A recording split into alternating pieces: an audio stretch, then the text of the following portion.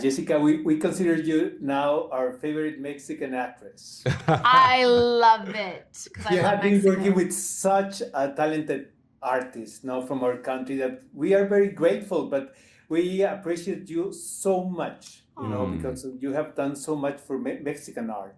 I love Mexico so much. I love Mexico City. I think Mexico City is the most exciting city right now in the world, except New York. New York is my home, and I'm a New Yorker. But when I'm traveling, Mexico City, the food scene. Have you ever been? I have never been to You Mexico. gotta go to I Mexico know it's City. like Come the on, next. The culture. Yeah. I know the everyone keeps museum, saying. the anthropology museum, Frida Kahlo's house. It's insane. I've been all over Mexico, but never Mexico City. Oh, so it's so special. Yeah. Okay. The city is terrific. Well, congratulations on the TV series. It's very exciting what I have seen. Thank you very much. And first of all, Jessica, the challenge of portraying this character that has a double life. For on one side, a domestic life, and another one, person who looks for people who can endanger, the environment, especially with children. How difficult was to portray this character specifically? I mean, it's very difficult to kind of, when you think about the exposure to the hate groups and what this woman is combating and what her avatar is writing and what she's immersing herself in. I had the pleasure of talking to the real woman that the character is inspired by and learning a lot about what the job entails, learning how she tries to balance her family work dynamic. But, there was a lot that's been fictionalized for the series, like the whole backstory, the family. And I had to make that as real as possible when playing Jodie because, in episode 6, it all kind of culminates in this final moment where you understand why Jodie is so good at the job she does and where that comes from. Nnamdi, one of the great things of the TV series, it's a thriller, first of all, but I think it tackles a very important subject. You know what I mean? Like, especially some points that are recently developed because of virtual life. You know what I mean? How it was your experience portraying the character? Oh, I had a great experience portraying Charlie. I mean, he's very complex. He keeps a lot in. He's been through a lot in his life. He's a combat medic.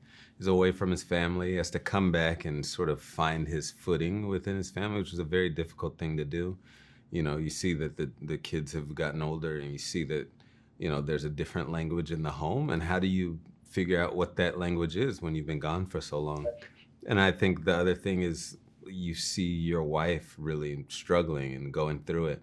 And he gets a glimpse of that, even while he's gone. It's not like they don't speak. They FaceTime, and he hears of some of the crazy things she's going through. But to come back home and actually see her in the state that he sees her in and see the family sort of, not as tight as he would like, that's a huge challenge and one that was really wonderful to play. Jessica, what's fiction and what's true? You know what I mean? Can you tell us a little bit about the story? You know what I mean? That hint, or because I know you are protecting the real persons. Yeah, exactly. So what's true? She's in an interracial marriage. She has biracial children. She does this job. It's a different organization. We call it the AHA, which in our series is called the Anti-Hate Alliance.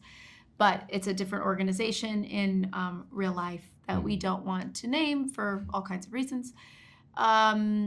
It's true that one of her friends had been doxxed before. But of course, we fictionalize what happens to that friend.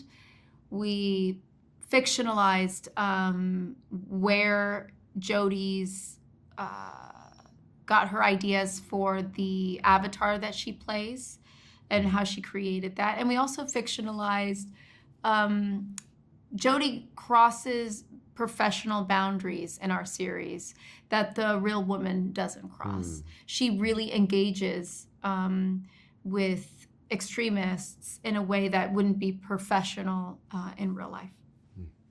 Guys, I don't have more time, but at last, let's invite the audience to see Sueños, Dreams on movie theaters, the movie that Jessica Yeah. made with Michel Franco.